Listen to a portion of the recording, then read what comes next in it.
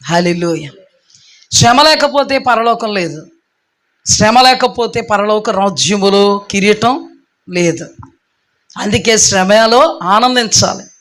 అందుకే నిజమైనటువంటి క్రైస్తవులు, ఆత్మీయులు శ్రమల పాలైపోతున్న యోబులాగా ప్రభువును స్తుతిస్తారు తప్ప నాకు శ్రమలొద్దు అని ప్రభువును విడిచి వెళ్ళిపోరు. నామకార్థ క్రైస్తవులకు శ్రమ వస్తే మాత్రం యేసు ప్రభుని నమ్ముకుంటే బాగుంటుందని వచ్చామండి, చాలా బాగుంటుందని చెప్పారండి, నమ్ముకుంటే కలిసి వచ్చేద్దంట కదండి, నమ్ముకుంటే రోగాలే రావంట కదండి, నమ్ముకుంటే ఆనందమే ఆనందం అంట కదండి. తప్పుడు బోధ.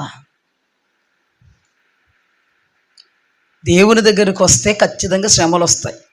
యేసుక్రీస్తు ప్రభువారి గురించి రాయబడింది. యేసుక్రీస్తు ప్రభువారు శ్రమపడి, శిలువ వేయబడి